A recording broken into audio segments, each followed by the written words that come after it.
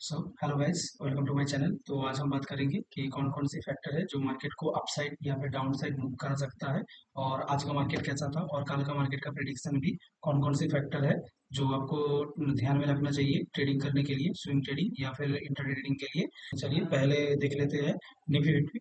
Nifty fifty अभी all time high के पास है। कल ऑल टाइम हाई लगाया था, फिर वहां से फिर से एक नया ऑल टाइम हाई लगाया। ये जो आप देख सकते हो 52 वीक हाई जो है, और ये आज का जो हाई है वो सेम है। मतलब ये फ्रेश न्यू हाई लगाया था, फिर एक थोड़ा पुल बैक आया। तो मतलब प्रीवियस डे का जो लेवल था, प्रीवियस डे हाई का जो लेवल था वो ब्रेक कर चुका है। सेंसेक्स का बात करें तो सेंसेक्स भी अभी बुल पोजीशन पे ही है, और मार्केट अभी ऑल टाइम हाई पे है। इसके ऊपर और ऑल टाइम हाई लगाना मतलब बायर बहुत ज्यादा कॉन्फिडेंट है। फ्रेश टॉप लगाने के लिए फिर से बहुत सारा इन्वेस्टमेंट चाहिए, जो टॉप पोजीशन पे थोड़ा डिफिकल्ट होता है, क्योंकि फ्रेश बाइंग और सेलर भी रहता है, क्योंकि जो प्रीवियस जो टॉप लगाया था वो रेजिस्टेंस एरिया बन जाता है, और वहां से प्राइस रिवर्स करने का संभावना रहती है। लेकिन ऐसा कुछ नहीं हुआ, मार्केट फिर से नया टॉप लगाया। इसका मतलब बायर्स बहुत ज्यादा कॉन्फिडेंट है और मार्केट फुल्ली बुल के पकड़ में ही है।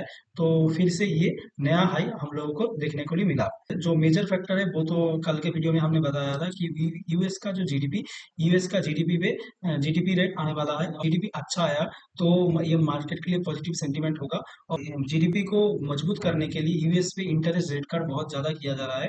ISDAIS है, वो वहां से पैसा निकाल के इंडियन स्टॉक मार्केट पे इंट्रोड्यूस करेगा। और कल के वीडियो में हम देखे थे 14,000 करोड़ इंडियन मार्केट पे डिप्लॉय हुआ है। तो इसलिए foreign buying plus new fresh buyers था, वो अभी मार्केट को ऑल टाइम हाई के ऊपर भी लेके गया और एक न्यू टॉप हम लोगों को देखने के लिए मिला। तो मार्केट अभी जो ऑल टाइम हाई के पास है, तो अभी मार्केट पे लिक्विडिटी अगर अगर आप देखो तो लिक्विडिटी बहुत ज्यादा है, क्योंकि बहुत सारा जो इन्वेस्टर है वो ईएमआई जो पे करना पड़ता है इंटरेस्ट काट होने की वजह से, ईएमआई कम रेट पे करना पड़ रहा है। और जो इन्वेस्टर है वो लोन लेके मार्केट पे इन्वेस्टमेंट करता है, क्योंकि अगर आप इंटरेस्ट रेट कट होने के बाद अगर आप देखो एफडी पे 6 से 7% तक रिटर्न मिलता है। और म्यूचुअल फंड जो सबसे सेफेस्ट माना जाता है स्टॉक मार्केट के, तो उस पे ही 12 से 14%, बॉन्ड पे 8 से 10% के आसपास इंटरेस्ट मिलता है। तो अभी पैसा का जो फ्लो है मार्केट में, न्यू पैसा का फ्लो वो बहुत ज्यादा है। ईएमआई कम पे करना पड़ा है, तो लोगों के पास जो नेट कैश फ्लो है वो बहुत ज्यादा है। ये मार्केट पे, अगर मार्केट पे भी लेके आए इनडायरेक्टली, तो ये मार्केट के लिक्विडिटी इंक्रीज करेगा। अगर इनडायरेक्टली वो पैसा स्पेंड करे तो ये इंडियन मार्केट पे ही स्पेंड होगा, तो क्वार्टरली रिजल्ट अच्छा होगा। तो इसलिए इनडायरेक्टली और इनडायरेक्टली ये पैसे मार्केट पे ही आने वाला है।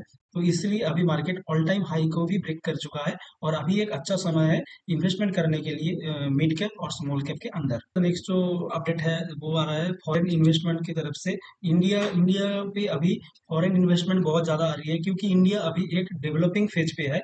मतलब जो बड़े बड़े कंट्रीज, टॉप 5 बड़े कंट्री देखो, यूएस, चाइना, यूरोप का जो फ्रांस, ये सब जो कंट्री है वो अभी डेवलप्ड कंट्री हो गया है।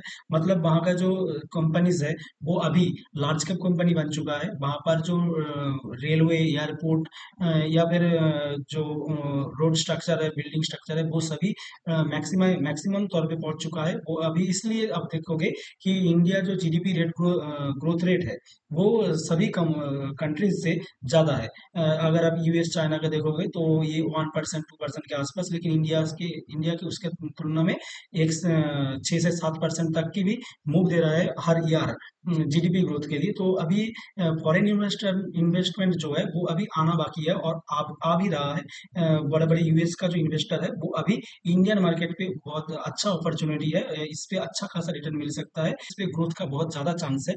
और नेक्स्ट न्यूज है इंडियन और डॉलर। अभी आप देखोगे कि इंडिया का मार्केट पे जो नेट कैश फ्लो है वो बहुत ज्यादा इंक्रीज हुआ है।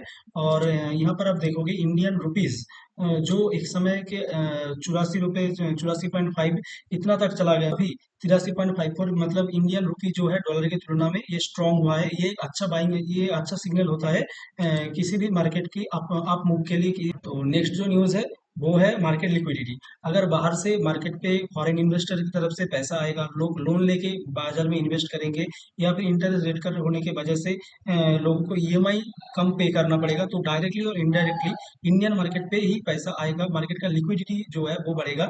नेक्स्ट रिपोर्ट आ रहा है वो है इंडिया का जीडीपी। इंडिया का जीडीपी अगर देखोगे तो बहुत अच्छा खासा आया था। अमेरिका, फ्रांस, यूरोप का जो कंट्री है वो रिसेशन में चला गया। इन्फ्लेशन रेट वहाँ पर बहुत ज़्यादा है, लेकिन इंडिया के केस में ऐसा नहीं है।